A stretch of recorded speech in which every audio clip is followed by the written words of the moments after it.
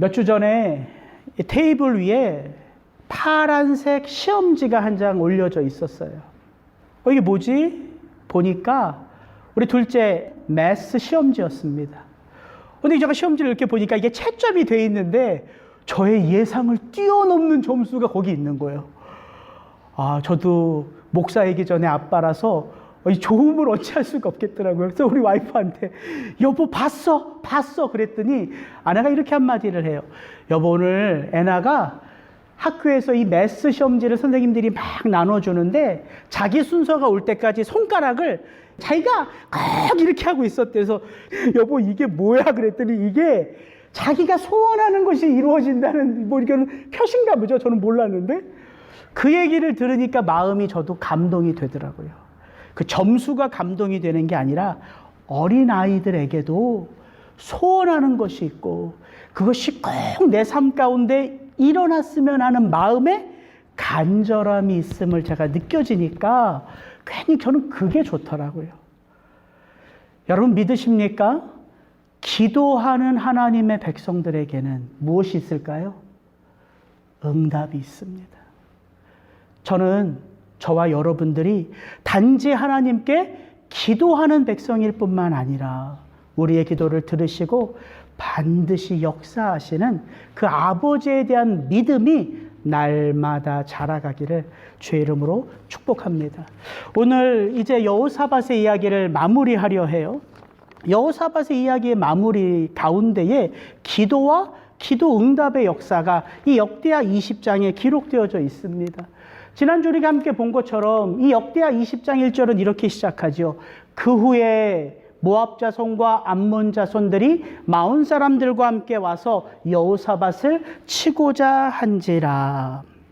여러분 아무리 여호사밧이 성실하게 살았어도 저와 여러분의 삶의 자리에요 그리스도 예수를 향한 아름다운 삶의 흔적이 있어도 그 이후의 일에 대하여 예측할 수 있는 사람은 아무도 없지요. 그게 우리들의 인생 아닙니까? 원치 않는 일이 일어날 수도 있는 거고요. 감당할 수 없는 일들이 일어날 수도 있는 거예요. 그래서 그 전에 여호사밧과 유다 백성들이 어떻게 살았는지가 제게 은혜가 되는 게 아니라 그 예상할 수 없는 일들이 일어났을 때에 그들의 행동이 더 은혜가 되더라고요. 그들이 그 예상할 수 없는, 감당할 수 없는 일들 앞에서 어떤 행동을 선택했습니까? 같이 한번 읽습니다. 시작. 우리를 치러 오는 이 큰 무리를 향하여 우리가 대적할 능력이 없고 어떻게 할 줄도 알지 못하고 오직 주만 바라보나이다 하고 유다 모든 사람들이 그들의 아내와 자녀와 어린이와 더불어 함께 여호와 앞에 섰더라. 이 말을 한마디로 압축하면 그 위급한 상황 속에 여호사밧과 유다 백성들은 기도했더라. 이렇게 정리할 수 있잖아요. 이 기도했더라. 이게 은혜가 되더라고요. 그들이 열심히 하나님을 위하여 잘 살았다는 게 은혜가 되는 게 아니라 그렇게 살았음에도 원치 않는 일들이 일어났는데 그 이후에 어떤 삶을 우리에게 보여주고 있냐면 더불어 함께 기도했더라. 이게 왜 은혜가 되냐면요. 제 삶을 돌아보니까 제 삶 속에도요. 너무나 많은 기도의 제목들이 있습니다. 근데 그 가운데 어떤 것들은 제가 왜 계속해서 마음속으로 기도하는 것도 있지만 쉬 잊어버리는 것들이 사실 보니까 훨씬 더 많아요. 그리고 또 갑자기 생각나고 그리고 또 잊어버려요. 그렇게 생각해 보니까 기도하는 것도 이게 은혜더라고요. 하나님이 허락하시지 않으면 기도까지도 내 마음대로 할 수 있는 게 아니더라고요. 그래서 이 위기 앞에 다 같이 모여 엎드린 그 여호사밧과 유다 백성들이 저는 너무나 귀하더라고요. 여러분 잊지 마십시오. 그렇게 기도하면 당연하게 기도 이후의 삶, 기도 이후의 일도 있는 거죠. 성도는, 믿는 우리들은 그것을 어떻게 부를 수 있어요? 그게 곧 하나님의 기도 응답이다. 그게 곧 하나님의 기도의 역사다. 이렇게 말할 수 있는 거죠. 그렇다면 왜 이런 일이, 어떻게 이런 일이 일어날 수 있을까요? 저절로가 아닙니다. 예, 하나님이 우리에게 이렇게 말씀하세요. 너는 내게 부르짖으라. 내가 내게 응답하겠고 내가 알지 못하는 크고 은밀한 일을 내게 보이리라. 누가? 하나님이 누구에게? 기도하는 당신의 백성들에게.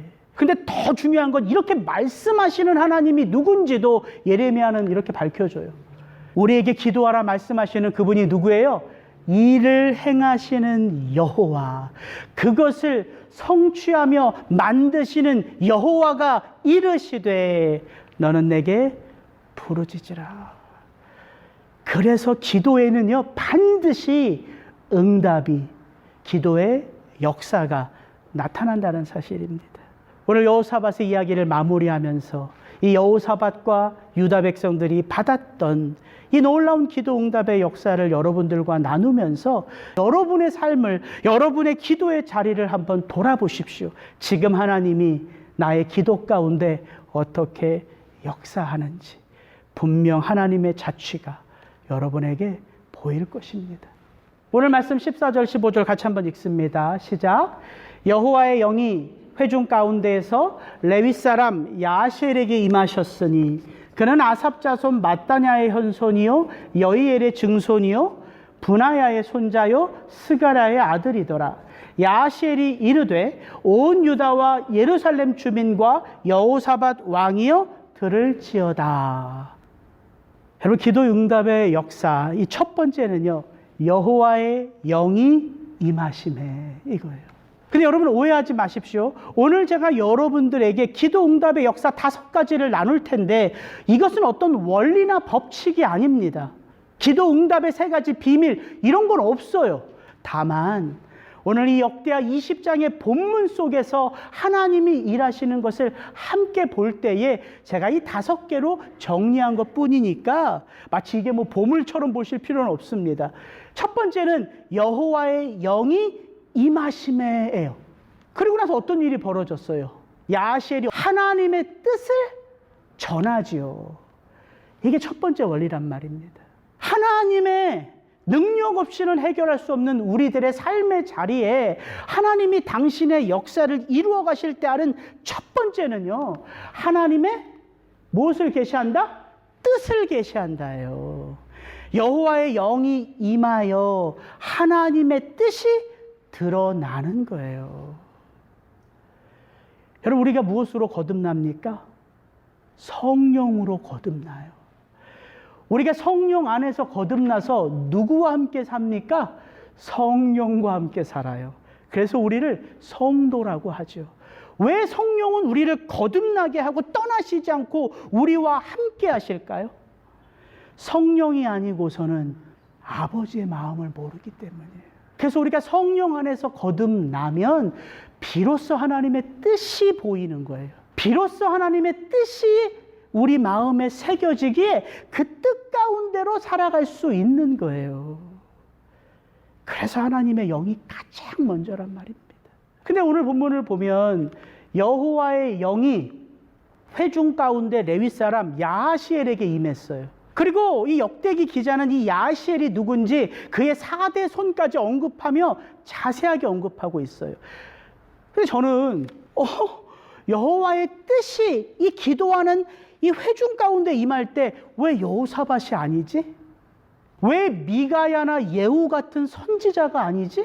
왜 이 예배를 주관하는 제사장들이 아니지? 왜 야하시엘이지? 제일 먼저 떠오르는 질문이었어요.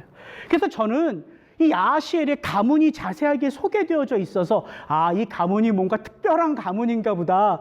성경으로 검색해 보니까 이 야하시엘이라는 인물은요, 여기만 등장해요. 특별하지 않은 사람이란 말입니다. 특별하지 않은 사람에게 하나님이 특별한 일을 맡기신 거예요. 그때 제가 한 가지 무엇을 깨달았냐면 이 기도하는 회중이 성숙한 회중인 것을 알겠더라고요. 네가 목사야? 이럴 수 있지 않을까요? 네가 한 말을 우리가 어떻게 하나님의 뜻으로 믿을 수 있어? 아무도 그렇게 말하지 않아요. 이 레위 사람 야시엘에게 임한 하나님의 뜻 앞에, 말씀 앞에 왕까지도 엎드립니다. 저는 이게 멋지더라고요. 우리 가운데 누가 일어나서 하나님의 뜻을 말해도 그분의 입술을, 그분이 전하는 그 말씀을 존중해 줄 수 있는 공동체. 이게 어떻게 가능하냔 말이죠. 어떻게 가능해요? 여호와의 영이 회중 가운데에 야시엘에게 임했다는 말은 여호와의 영이 기도하는 사람들 가운데에 임한 거예요. 여러분, 이게 공동체입니다. 이게 교회예요. 가만히 생각해 보니까 그렇더라고요. 예수 믿는 자들을 잡아 죽이려고 하는 사도 바울이 내가 너를 이방인의 사도로 불렀어. 누구에게 먼저 말씀하세요? 바울입니까? 기도하는 아나니아입니까? 기도하는 아나니아예요. 사도 바울이 안디옥 교회에서 목사로서 말씀 사역 잘 감당할 때에 이제 이 안디옥 교회가 그 지역만을 위한 교회가 아니라 세계 선교의 전진기짐을 선포하며 바나바와 바울을 파송할 때에 그 바나바와 바울의 사역을 누구에게 성령께서 말씀하셨어요? 바울이 아닙니다. 함께 더불어 금식하며 기도하는 공동체예요. 이게 하나님의 역사구나. 그래서 여러분을 위하여 기도하면서 제가 여러분의 비전을 볼 수 있는 거고요. 여러분이 부족한 목사를 위해서 기도하면서 리사운드의 비전을 볼 수 있는 거라고요. 여러분, 이게 하나님의 공동체예요. 그래서 자녀들을 위하여 기도하는 아버지에게, 어머니에게, 손주, 손녀를 위하여 기도하는 할아버지, 할머니에게 하나님이 무엇을 보여줄 수 있다고요? 그렇게 사랑하는 자녀들의 비전을 아버지를 통하여, 할아버지를 통하여 보여줄 수 있다는 거예요. 이게 교회 공동체란 말입니다. 사람이 얼마나 많고 적고가 중요한 것이 아니라 정말 이 교회 공동체에 하나님의 뜻이 계시되고 있느냐, 이것이 더 중요한 것 아니겠습니까? 그래서 저와 여러분들이 더 부단히 하나님의 은혜 가운데 교회를 위하여 기도의 자리로 그렇게 기도의 무릎을 꿇고 나아가게 되기를 주의 이름으로 축복합니다. 여러분, 하나님의 뜻이 야시엘의 입을 통하여 선포될 때에 비로소 이 백성들이 어떠한 삶으로 변화되어 가는가. 15절부터 17절 같이 한번 읽습니다. 여호와께서 이같이 너희에게 말씀하시기를 너희는 이 큰 무리로 말미암아 두려워하거나 놀라지 말라. 이 전쟁은 너희에게 속한 것이 아니요 하나님께 속한 것이니라. 내일 너희는 그들에게로 내려가라. 그들이 시스고게로 올라올 때에 너희가 골짜기 어기 여루엘 들 앞에서 그들을 만나려니와 이 전쟁에는 대열을 이루고 서서 너희와 함께한 여호와가 구원하는 것을 보라. 유다와 예루살렘아, 너희는 두려워하지 말며 놀라지 말고 내일 그들을 맞서 나가라. 여호와가 하셨느니라 하매. 하나님의 기도응답의 두 번째 역사는요, 감정의 치유가 먼저 일어납니다. 여러분, 감정이라는 게 뭘까요? 이건 사실 어떤 행동은 아니에요. 그러나 이 감정이요, 무엇을 자극해요? 우리의 행동을 자극해요. 그래서 하나님의 뜻이 이 야하시엘을 통하여 이 기도하는 공동체에게 임할 때에 가장 먼저 하나님은 어떤 말씀을 주세요? 이거 어떻게 될 거야가 아니에요. 두려워하지 말고 놀라지 말라요. 두려워하지 말고 놀라지 말라. 여러분, 성경에요, 하나님으로부터 이 음성 듣지 않고 사역의 자리에 선 사람이 없습니다. 여호수아도 모세를 이어서 이스라엘 그 공동체를 약속의 땅으로 데리고 들어갈 때에 하나님께서 여호수아에게 계속해서 여호수아 1장에서 말씀하신 게 뭐예요? 두려워하지 말고 담대하라. 두려워하지 말고 담대하라. 내가 모세와 함께한 것처럼 너와 함께하리라. 그 어떤 핍박에도 담대한 사도 바울에게도요, 하나님의 영이 나타나서 이렇게 말씀하세요. 바울아, 두려워하지 말며 잠잠하지 말고 말하라. 이 성 중에 내 백성이 많도다. 다윗이, 아브라함이, 그 어떤 하나님의 사람들이 하나님으로부터 이 음성 듣지 않고 살아갈 수 있겠습니까? 두려워하지 말고 담대해. 염려하지 마. 걱정하지 마. 이거예요. 여러분, 이 감정이라는 게 이렇게 중요한 거예요. 감정이 전부는 아닌데요. 이 감정, 두려움의 감정에 사로잡히면요, 제대로 보지 못합니다. 그래서 말씀하시는 거예요. 그리고 왜 두려워하지 않고 왜 담대해야 되는지가 이 말씀 가운데 같이 포함되어 있어요. 두려워하지 말고 놀라지 마. 그 다음에 뭡니까? 이 전쟁은 너희에게 속한 것이 아니요 하나님께 속한 것이라. 너희들은 이 전쟁에서 싸울 필요가 없다는 거예요. 너희가 골짜기 여기 여루엘 들 앞에서 그들을 만나려니와 이 전쟁에는 너희가 싸울 것이 없나니 그냥 대열을 이루어서서 너희와 함께하는 여호와가 구원하는 것을 보라. 유다와 예루살렘아, 너희는 두려워하지 말고 놀라지 말고 내일 그들을 맞서 나가라. 여호와가 너희와 함께하리라 하셨느니라. 그러니까 제가 여러분들에게 두려워하지 마십시오, 이 말의 능력이 있는 게 아니에요. 하나님이 우리에게 두려워하지 마, 이 하나님의 말씀 이후에 뭐가 함께해요?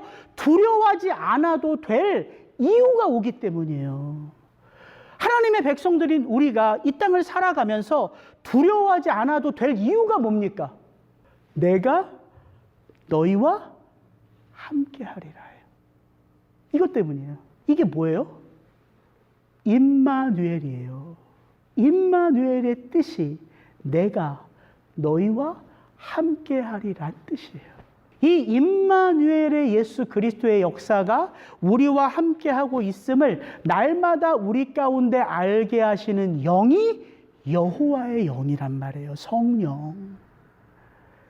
그래서 성령 안에서 거듭나고 성령 안에서 자라가며 성령 안에서 열매 맺는 거예요. 하나님이 함께 하심이 체험되어질 때 비로소 뭐가 열리냐면요, 믿음의 눈이 열려요. 여러분, 믿음이란 대단한 어떤 것이 아니라요, 시선의 싸움이에요. 믿음의 눈이 열린다는 말은 설교하기 위해서 문장을 멋지게 만드는 게 아니라, 믿음의 싸움은 다른 게 아니라 보는 싸움이거든요. 보는 싸움.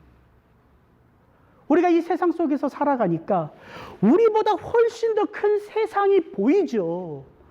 나 혼자서는 이 세상의 문제를 감당할 수 없는 문제가 보여요.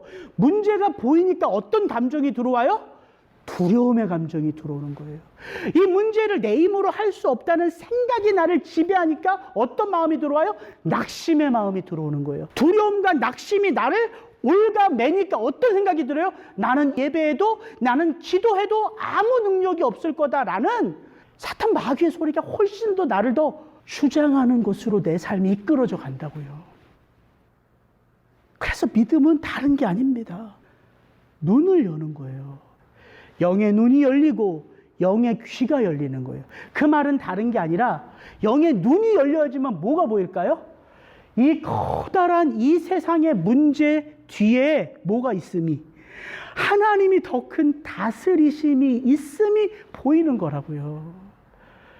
다윗이 그렇게 얘기하는 거예요. 다윗이 형들에게 도시락 주기 위해서 왔는데 저쪽에 엄청 큰 사람 하나가 나와서 이 할례받지 않는 이 골리앗이 하나님의 백성들을 망령되이 일컫고 자신 있으면 다 나와 하는데 그 누구 하나 나서지를 못해요. 사울도 형들도 그 싸움 잘한다는 장수들도 그 골리앗을 보면서 나가서 싸울 엄두를 못 내요. 왜입니까? 누가 안 보여요? 하나님이 안 보이고 누가 보여요?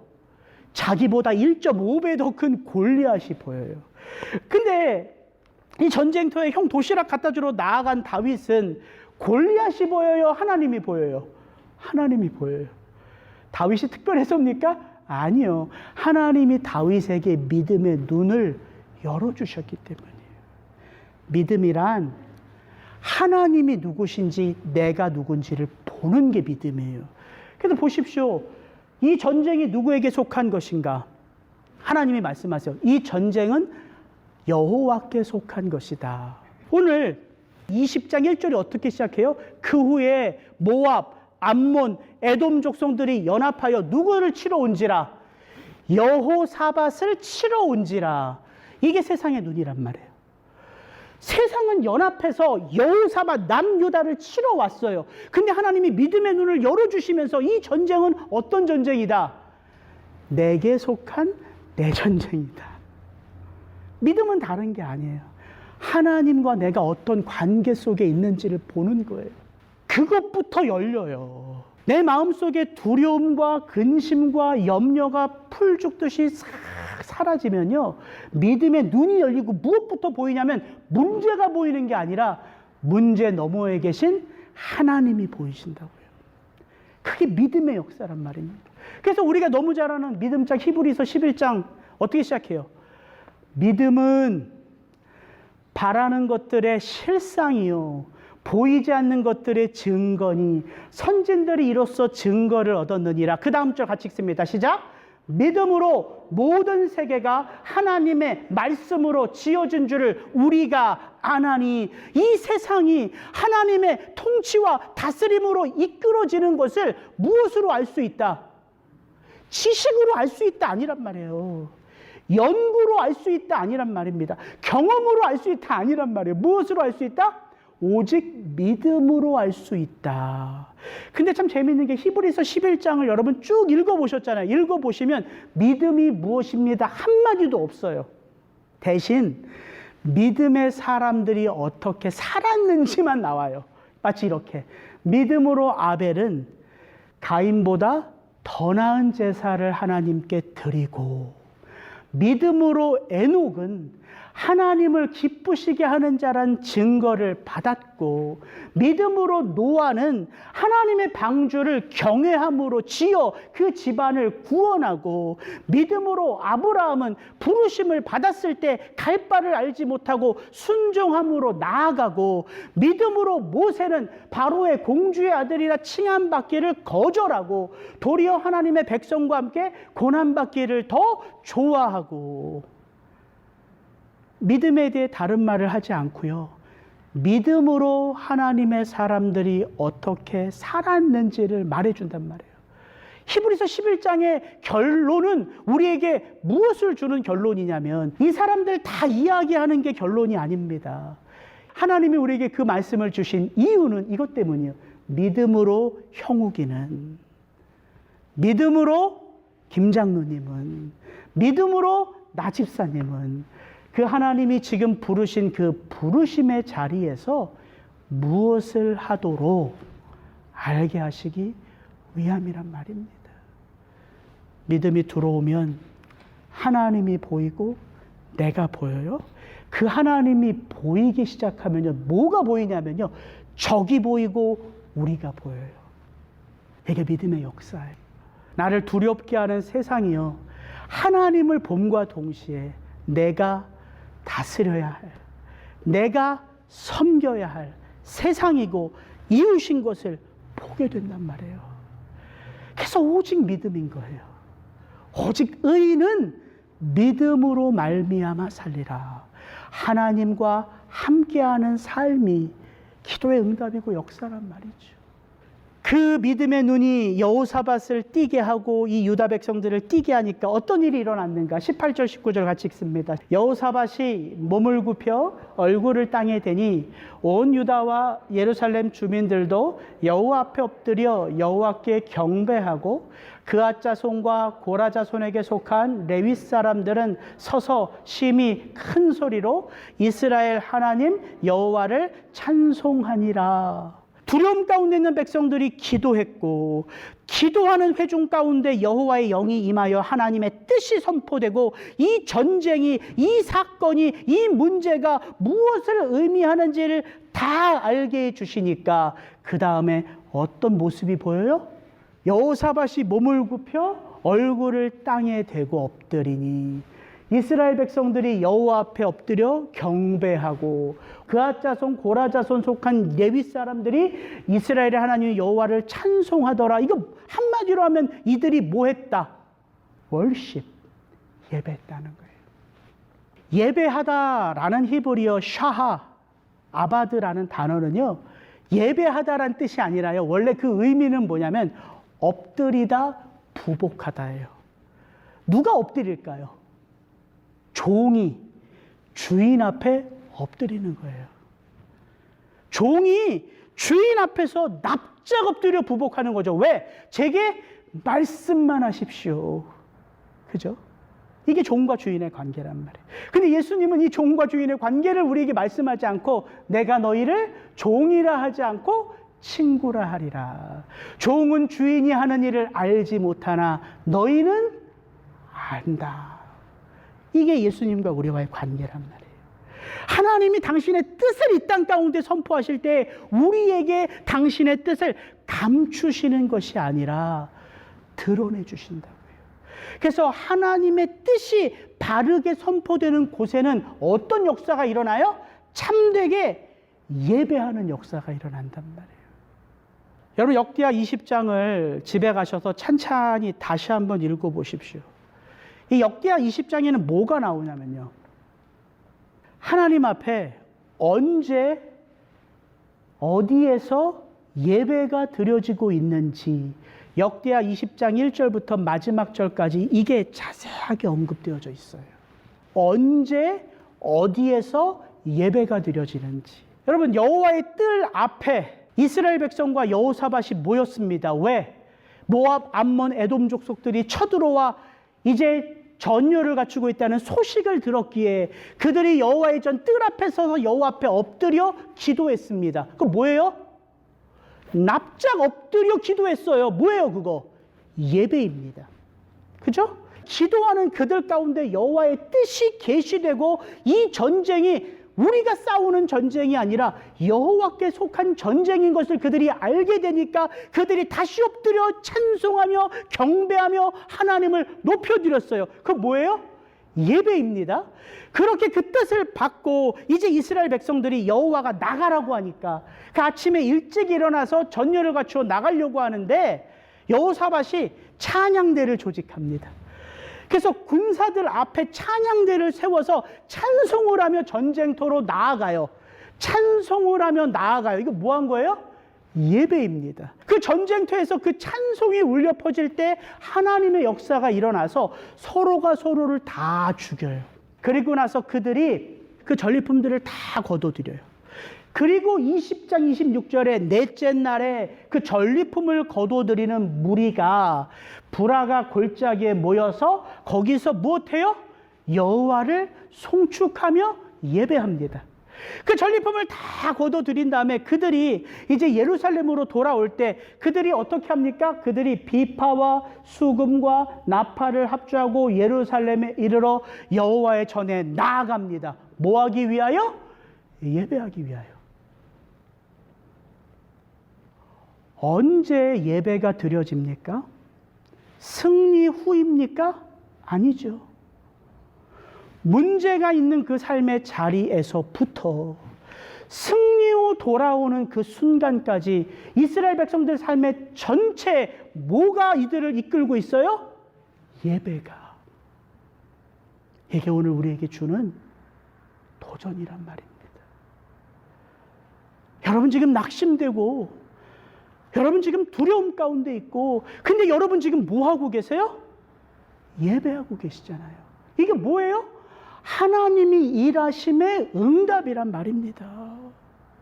하나님 나 이기기 위해서 도와주세요 라고 말하는 나에게 하나님은 이미 임마누엘의 역사로 함께하고 계신단 말이에요. 이건 놓치면 하나님의 일하심을 못 보는 거죠. 나중에 그 모든 문제가 넘어서고 하나님 앞에 감사로 예배할 수 있지요. 근데 하나님이 우리에게 요구하시는 게 뭐예요? 응답받은 후에 예배하는 게 아니라 우리의 삶의 전체, 이 전 영역 속에 누가 통치하시고 다스리신다?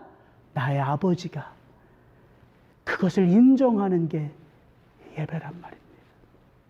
그래서 절망의 자리 속에 나와 기도하시는 분, 그 기도가요, 하나님의 마음에 새겨져 있어요. 하나님이 야하시엘에게 이 유다 백성들과 여호사밧에게 준 말씀이 뭐예요? 이 전쟁은 여호와께 속한 것이다. 이거 하나님이 하신 말씀이에요? 하나님이 하신 말씀이잖아요. 근데 이 말씀이 어디에 나와요? 다윗이 골리앗과 싸울 때에 너는 내게 칼과 검으로 나오지만 나는 만군의 주 여호와의 이름으로 나아가니 이 전쟁은 여호와께 속한 것이다. 다윗의 고백이었어요. 하나님이 그 다윗의 고백을 하나님 마음에 담아 놓으셨어요. 그리고 여호사밧에게 말씀하시는데 여러 말씀이 있겠지만 내가 네 마음을 받았다. 그래, 내가 이 나라에 다윗 언약을 맺은 다윗의 이야기로 내가 너희를 이끌어 세우리라. 그게 감동이 되지 않으세요? 저 여러분이 삶의 자리에서 눈물로 기도하는 그 한마디 한마디가 하나님 마음에 새겨져 있어요. 내 백성 이스라엘을 내 손바닥에 새겼다고 하는 이사야서의 말씀이요, 립서비스가 아니에요. 그냥 좋게 위로하기 위해 주신 말씀이 아니라 진짜 하나님이 저와 여러분의 삶의 자리에서 고백되어지는 그 믿음의 고백을 당신의 마음에 담아 그 믿음의 고백으로 역사를 베풀기 위하여 입술로 담아 선포하신다고요. 이게 하나님의 놀라운 역사죠. 마지막 하나만 더 나눌게요. 20절 21절 말씀 같이 읽습니다. 시작. 이에 백성들이 아침에 일찍이 일어나서 드고와 들로 나아갈 때에 여호사밧이 서서 이르되 유다와 예루살렘 주민들아 내 말을 들을지어다. 너희는 너희 하나님 여호와를 신뢰하라. 그리하면 견고히 서리라. 그의 선지자들을 신뢰하라. 그리하면 형통하리라. 우리가 서로에게 그분의 말씀을 기억하도록 격려하는 자로 하나님이 우리를 세우세요. 잘 보세요. 하나님의 뜻이 계시되어 이 전쟁 가운데 승리할 것을 말씀하셨어요. 그럼 다 된 거잖아요. 하나님이 자기 하신 말씀 물으시는 분 아니잖아요. 그죠? 근데 이 여호사밧은요, 이스라엘 백성들과 더불어 함께 그 하나님이 이 백성을 구원하실 그 구원의 손길을 보기 위하여 이 전쟁터로 나아가면서 이 백성들에게 이렇게 말해요. 너희들 여호와를 신뢰해. 그리고 너희들 그의 선지자들을 신뢰해. 이건 선지자들이 대단하다는 말이 아니라 선지자들이 뭐 하는 사람들이에요? 하나님의 말씀을 전하는 자들이죠. 그러니까 너희들 여호와를 신뢰하고 여호와의 말씀을 신뢰하면 너희가 견고히 서고 성통할 수 있어. 이거 그냥 첨부하는 거예요. 첨부하는 거. 근데 그렇게 이야기를 한다고요. 여호사밧이. 제가 이걸 보면서 아니 왜 다 된 건데, 이미 끝난 건데 뭐 여호사밧이 마침 뭐 하나 더 올려놓는 것처럼 왜 이렇게 얘기할까? 한 주 고민하다가 그렇지, 이게 구원의 역사지. 저와 여러분이 이 땅에서 구원받았습니다. 하나님의 나라가 우리 가운데 임하여 지금 역사하고 계세요. 그러나 우리가 완전한 하나님 나라의 그 구원의 역사를 아직은 맛보지 못했죠. 그래서 이미와 아직 사이를 우리가 걸어가고 있는 거잖아요. 우리가 이미와 아직 사이를 걸어가고 있기 때문에 여기 어떤 일이 있어야 돼요? 끊임없이 누군가 서서 격려해 줘야 돼요. 다시 그 말씀을, 다시 그분의 은혜를, 다시 그분의 사랑을 계속 이렇게 말해주는 역할이 필요하단 말이에요. 제가 이번 한 주 이게 제 마음에 깊이 와닿았던 것은, 지난주 이번 주 계속 우리 성도님들 뭐 전화신방하고 같이 기도하는 가운데 뭐 저에게 이렇게 사이클로 자주 그런 게 찾아와요. 목사들은 다 그래요. 아니 내가 도움이 될 수가 없는 거예요. 대신 아파드릴 수도 없고 스캔을 통해서 이제 검사해야 되는데 그 결과를 제가 주장할 수도 없고, 너무 힘든 두 아들 늘 섬기는 우리 집사님 대신해서 제가 그 두 아들 봐줄 수 없고, 힘들어하고 낙심하는 성도님 대신 가서 제가 그 일 대신해 줄 수 없고,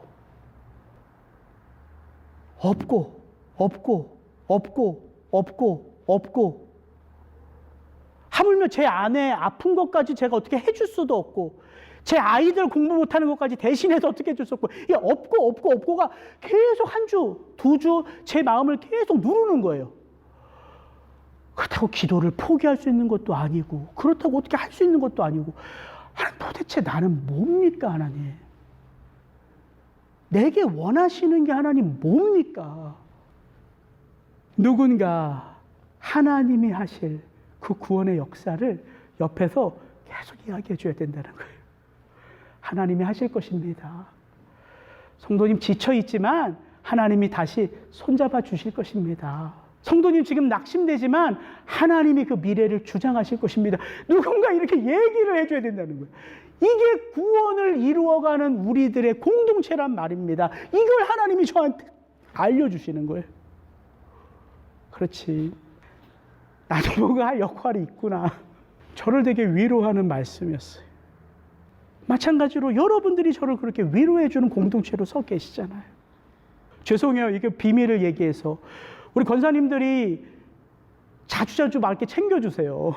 깍두기도 해주시고, 곰탕도 끓여주시고, 이렇게 해주세요. 그래서 제가 이렇게 그걸 봤다가 문득 제 안에 이런 생각이 들었어요. 야, 다 떠나서 이게 너무 아쉬워서도 이 교회에 내가 계속 있어야 되겠다. 이게 너무 감사해서. 이 깍두기가 너무 맛있어서. 이 곰탕이 너무 맛있어서. 내가 그렇게 우스개 생각을 했더란 말이죠. 교회가 그런 곳이에요. 대단한 믿음의 역사가 일어나지 않아도요. 같이 있는 것만으로. 그리고 내가 지칠 때 옆에서 누군가 하나님이 보셔. 하나님이 동일하게 아파하시고 있어. 이렇게 말해주는 것만으로도요. 우리가 믿음의 한 걸음을 성큼 뛰어서 한 걸음 한 걸음 그 하나님의 부름 앞으로 나아갈 수 있다는 사실이에요. 우리가 그분의 위로를 받아서 그 위로를 우리의 입술에 담아 그렇게 흘려보내는 거예요. 그게 대단한 것 아니어도요. 그 말 한마디에 그 사랑은 전해지는 거거든요. 그래서 저는 또다시 용기를 내어 전화기를 듭니다. 아무 위로를 드릴 것도 없고 대신 아파줄 수도 없고 대신 싸워줄 수도 없고 대신 일할 수도 없지만 전화기를 들어요. 하나님이 다 아실 거예요. 그냥 우리 같이 기도해요, 집사님. 그게 제가 할 수 있는 전부지만 그게 하나님 나라가 세워져 가는 하나님의 기도 응답의 역사라는 사실입니다. 같이 기도하겠습니다.